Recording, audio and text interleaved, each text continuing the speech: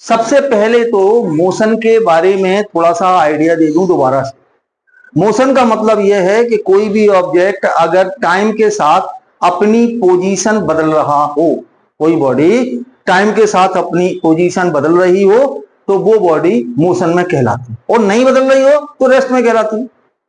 अब जब चल गई कि बॉडी चल रही है, मोशन में हो गई है, तो अब कई कुछ सवाल अपने दिमाग में आते हैं, कई क्वेश्चन आते हैं। नंबर एक कि कितनी चली, तो चलने को दो कैटेगरी में बताते हैं। एक ये बताते हैं लेंथ ऑफ पाथ, कितनी रास्ते की नाप चली, दैट इज कॉल्ड डिस्टेंस।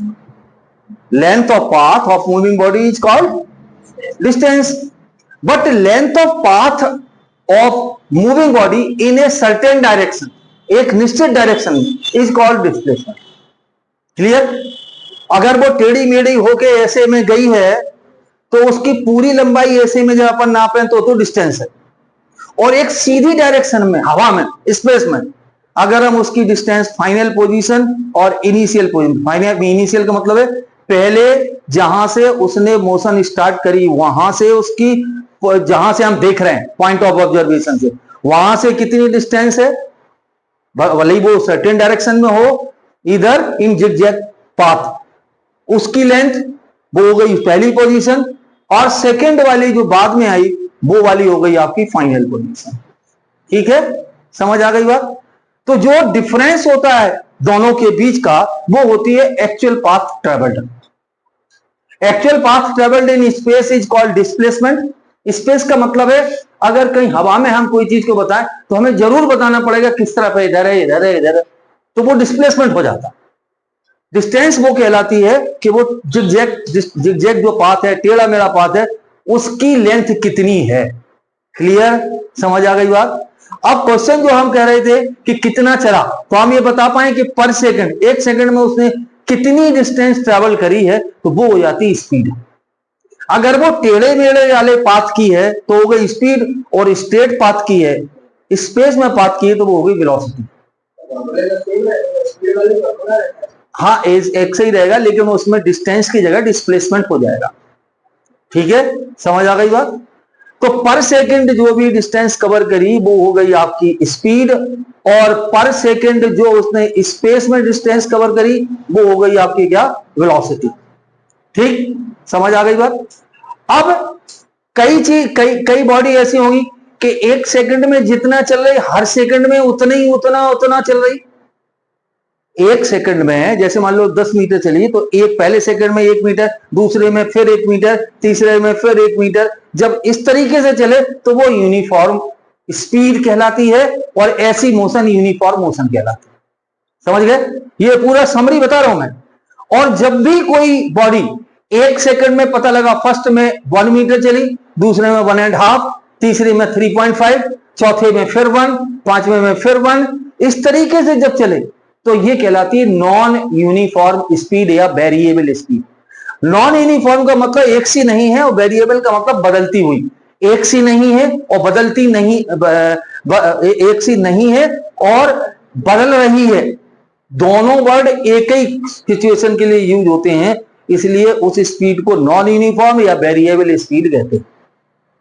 अगर वो वेलोसिटी है तो वो यूनिफॉर्म और नॉन यूनिफॉर्म। अब गाड़ी चला रहे आप, गाड़ी चलाते हुए आपने देखा कि अपने 8:10 और 2 सेकंड पे आपने गाड़ी स्टार्ट करी और एकदम आपने एक्सीलेटर दे दिया। तो एक्सीलरेटर दोगे तो आपका जो ओडोमीटर होगा, स्पीडोमीटर होता है जो, उसकी जो पॉइंटर है, नीडल है, वो एकदम आगे बढ़ जाएगी, 60 हो जाएगी एकदम, और फिर जैसे ही आपने एक्सीलरेटर कम किया फिर वो नीचे आ जाएगी।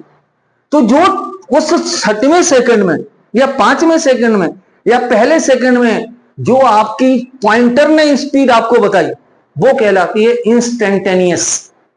इंस्टेंट का मतलब होता है क्षण, पॉइंट ऑफ टाइम, और वो उस टाइम पर जो भी आपकी स्पीड या वेलोसिटी होगी वो इंस्टेंटेनियस वेलोसिटी और क्या कहलाती है, स्पीड कहलाती है। समझ गए बात?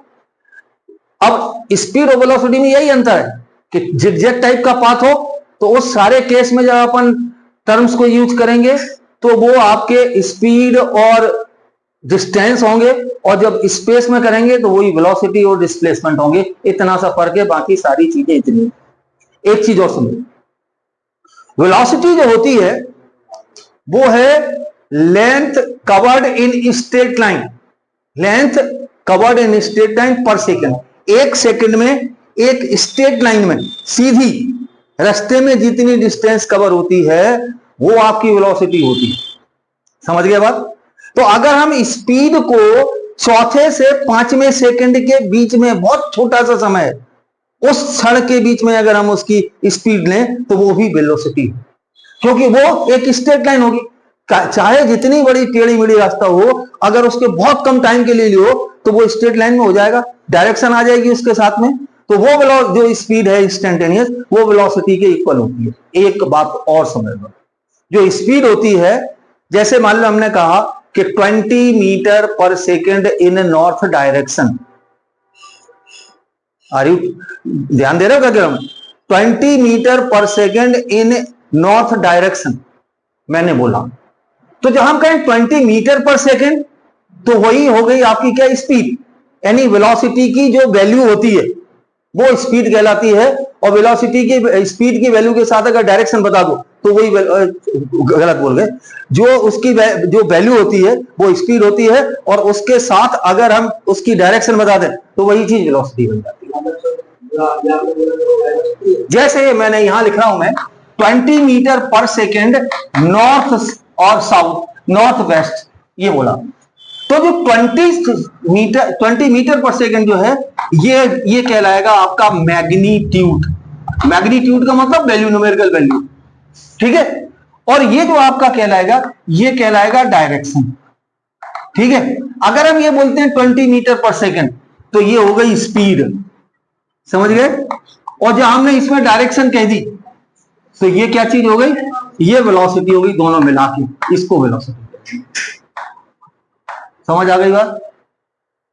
मतलब मैग्नीट्यूड अकेला दिया हुआ है तो वो स्पीड है, और उसके बाद नॉर्थ वेस्ट साथ में दे दिया तो ये आपकी वेलोसिटी, पूरा मान इसका वेलोसिटी का हो गया, ठीक है। दूसरी बात, अगर वेलोसिटी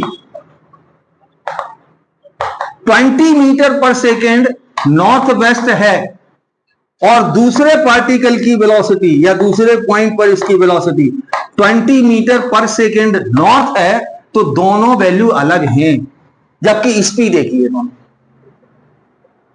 समझ गया कि नहीं?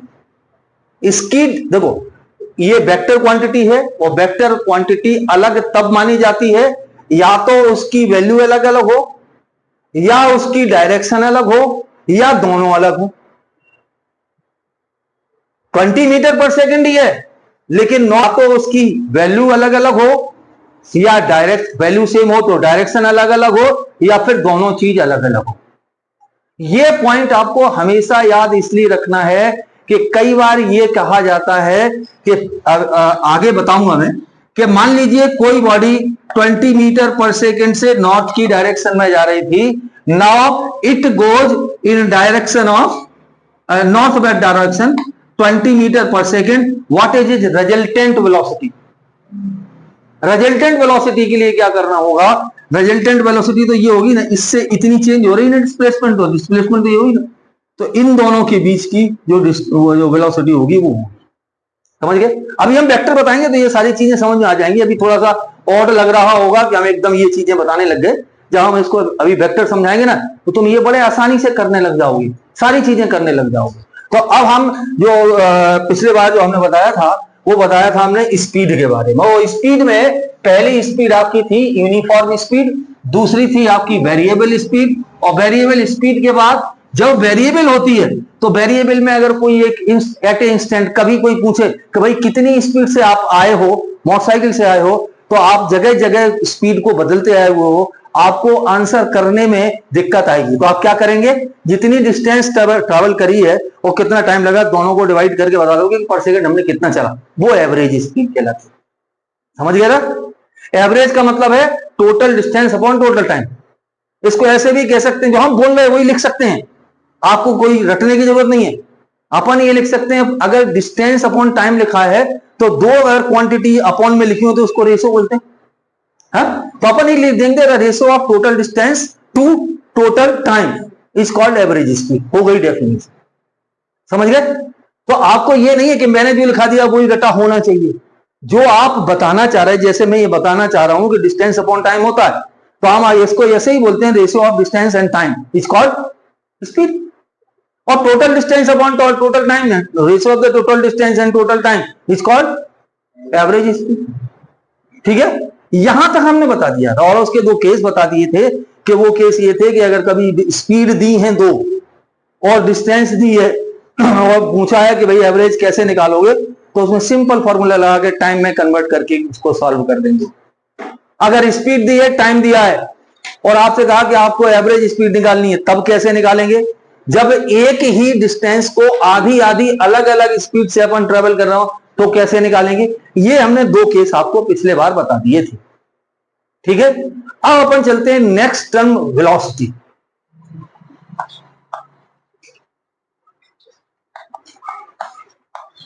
वेलोसिटी के लिए आपको एक चीज समझनी होगी, वो पोजीशन। मान लीजिए कोई एक ऑब्जेक्ट है, बॉल है, वो ए पर रखी है और ये जो इसका सरफेस है जिस पे इसको चलना है, और certain after the certain time B पर पहुंच जाती है, चलती हुई है। ओके, ए पे है और बी पर चल रहा है। अगर इसका पॉइंट ऑफ रेफरेंस का मतलब है जहां से इसको स्केल से पढ़ा जा रहा है, जहां से इसको देखा जा रहा है, अगर यहीं खड़े होकर देखें तो ये पॉइंट 0 हो गया। ठीक है, अगर ये देखने वाले दीपेंद्र और ये यहां खड़े हैं ये ऐसे, तो ये कहां से देखेंगे? यहां से देखेंगे।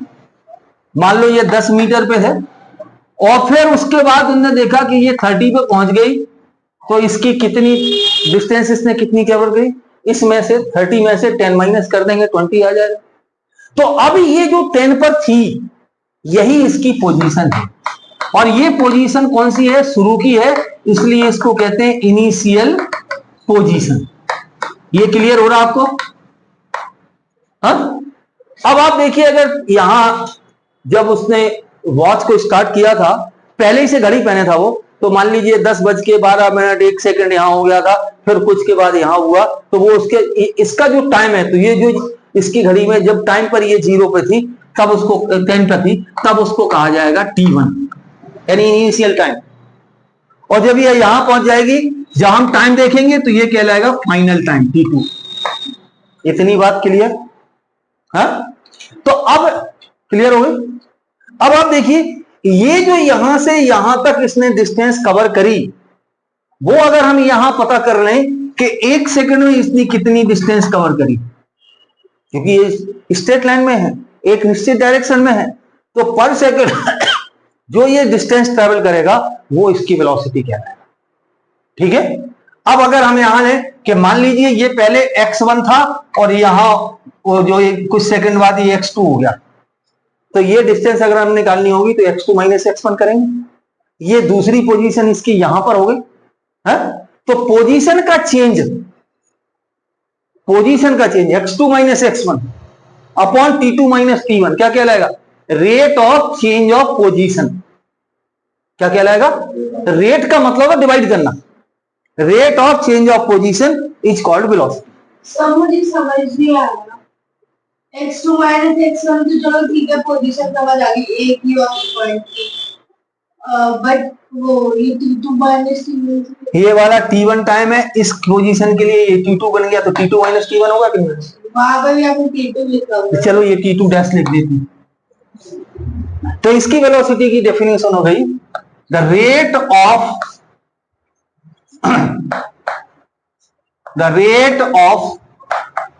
Change of position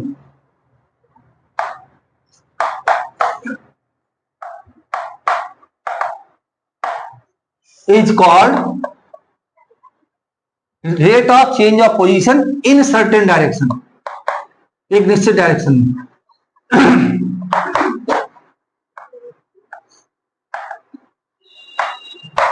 is called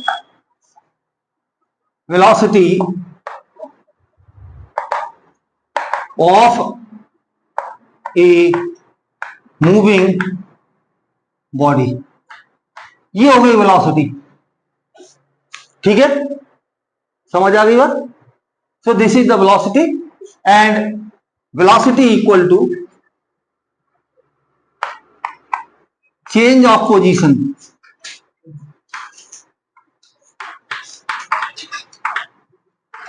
upon time interval.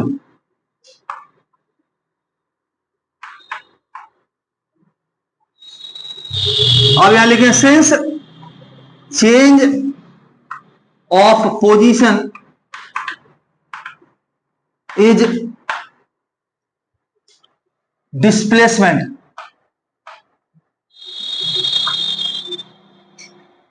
Change of position in certain direction, in certain direction is called displacement। So क्या हो जाएगा ये? सो वेलोसिटी v से डिनोट करते हैं इसको, वेक्टर ऊपर लाइन लगा के, equal to displacement upon time interval.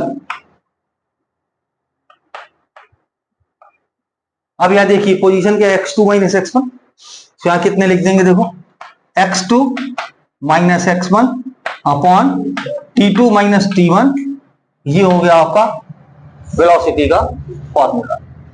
Change को जैसे x2 माइनस x1 लिखा है, t2 माइनस t1 लिखा है, तो अगर इन दोनों का अंतर डेसिमल में नहीं है, 0.1 0.2 0.3 ऐसा नहीं है, या 0.001 0.002 इतना छोटा नहीं है, तो इनको दोनों का अंतर को हम क्या लिख देते हैं, डेल्टा बना देते हैं, ऐसा ट्रायंगल जैसा, x अपॉन डेल्टा टी, ये भी इसका फॉर्मूला होता है। चेंज को इतना बड़ा ना लिख करके शॉर्ट में आप delta x upon delta T लिख सकते हैं। ठीक है, ये आपका वेलोसिटी का फॉर्मूला हो गया। ठीक है, 2 मिनट के लिए फोन बंद कर दूं। क्वांटिटी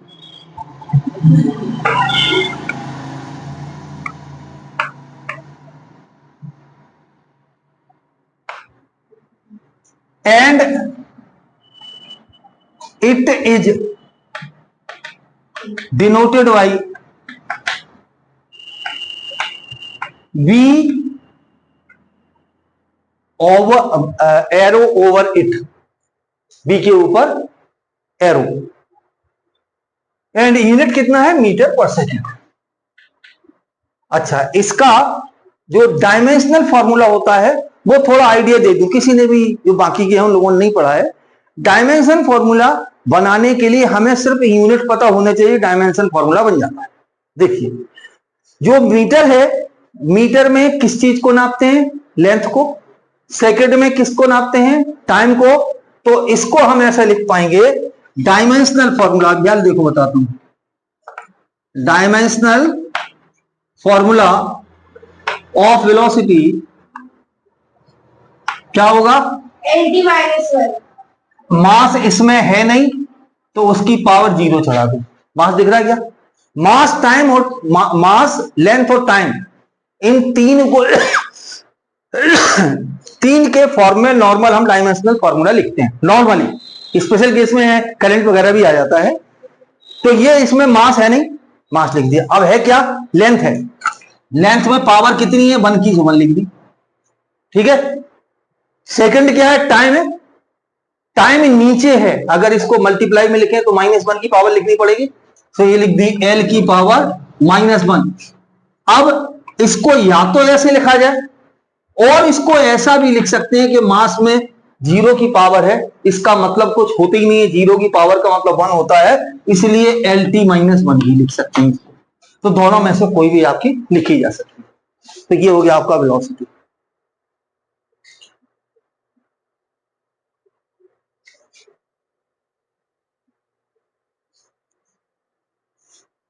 चल रहा है अभी? हिमांशु बंद कर ले जरा उसको 2 मिनट के लिए, नीचे से, नीचे वाला जो स्विच है ना, साउंड वाला। चलो ठीक है, कर दो।